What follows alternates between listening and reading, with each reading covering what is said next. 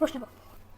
আজকে কি বীরশ্রেষ্ঠ নিয়ে আলোচনা করবো? আজকেও আজকে কোন বীরশ্রেষ্ঠ নিয়ে আলোচনা করবো? বীরশ্রেষ্ঠের চতুর্থ পর্বে আমি তোমার তো ওই যে বীরশ্রেষ্ঠ 7 জন, এর মধ্যে ধারাবাহিক আলোচনা চলতেছে। হ্যাঁ। এর মধ্যে শেষ করতে হলো 3 জন। আজকে কাকে নিয়ে আলোচনা করবো? বীরশ্রেষ্ঠ সিপাহী মুস্তফা কামাল। বীরশ্রেষ্ঠ সিপাহী মুস্তফা কামাল, তার জন্ম ভোলা জেলায়। বেশ একটা খুব ভোলা তো খুব একটা ওই দূরবার একটা জেলা। দুর্গম। হ্যাঁ, যাই হোক দেখো আজকে এটা না, এটা আলোচনা করার জন্য আচ্ছা, আজকে আলোচনার বিষয়বস্তু হলো বীরশ্রেষ্ঠকে নিয়ে। বীরশ্রেষ্ঠ বীরশ্রেষ্ঠ কে বললাম? মুস্তফা কামাল। বীরশ্রেষ্ঠ তবে মুস্তফা তার কামাল। কাহিনীর আগে মেজর সাফায়াত জামিল সম্পর্কে কিছু জানতে হবে। মেজর সাফায়েত জামিল মেজর ছিলেন। আচ্ছা, হ্যাঁ, এখন 25শে মার্চের আগে সকল বাঙালিদের তো ক্যান্টনমেন্ট থেকে দূরে সরিয়ে দেওয়া হচ্ছিল না। হ্যাঁ, এই সময় তাকেও সেম কাজ করা হয়, তবে সেটাকে অস্ত্রতে পরিণত করে দুর্বলতাকে। সে যে জায়গাতে বাঙালি বেশি দেখছিল ওখানে গাড়ি থেকে নেমে প্রত্যেককে বলছিল যেন যুদ্ধের ডাক আসলে যেন কেউ ভয় না পায়, আর হালকা হালকা ট্রেনিং দেওয়াচ্ছিল।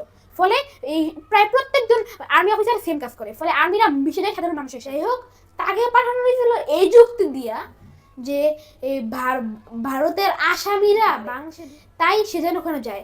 যুক্তি ছিল বাঙালিদের কেন পাঠানো হবে, বাঙালি আর আসামিদের মুখের গঠন প্রায় একরকম, তাই তারাই খালি আসামিদের মানে আসাম অঞ্চলের। হ্যাঁ, তাই তারাই কি হলো তাদেরকে আইডেন্টিফাই করতে পারবে।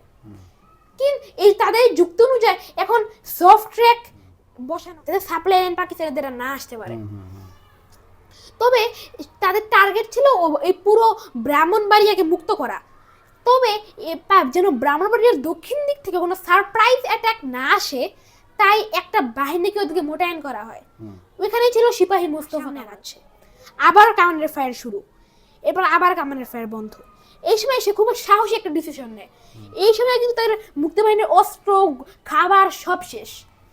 এখন সে একটা সিদ্ধান্ত নেয় যে এই সময় সে এই মেজর সাফায়াত জামিলের কাছে যায় সব কাহিনী খুলে তুলবে আর অস্ত্র আর খাবার নিয়ে আসবে। এটা একদিক দিয়ে খুব সাহসী ডিসিশন হলেও লজিক্যালি একটা বোকার মতো ডিসিশন। কারণ কখন যে কামানের ফায়ার আবার শুরু হবে আর কখন যে কোথায় হিট করবে কোনো নিশ্চয়তা নাই। এই মধ্যে ওইটাতে সত্যি রসে তার অস্ত্র আসে, কিন্তু তার খাবার খাইতে পারতেছিল না, কারণ সে জানতো যে সে একটা হেরে যাওয়া লড়াই করছে।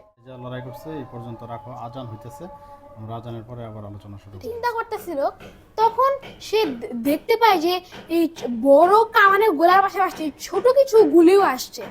তখন সে বুঝতে পারে যে তারা খুবই কাছে হয়ে গেছে। তবে এটা ছিল একটা ফেক শট।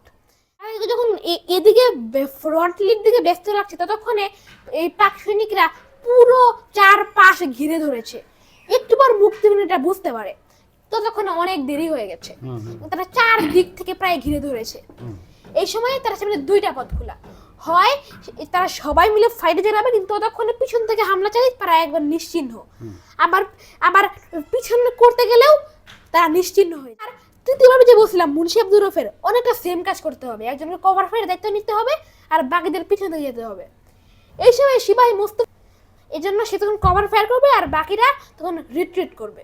অনেক পাক সৈনিক পাওয়া যায়, আর এই সময়ে এই মুক্তিবাহিনী রিট্রিট করে। এই বহু পাক সেনা মারা যাওয়া মানে বলতে গেলে পাকদের 1/3 সৈনিক এই সময় মারা যায়। তার মৃত্যুটা সফল হয়েছিল।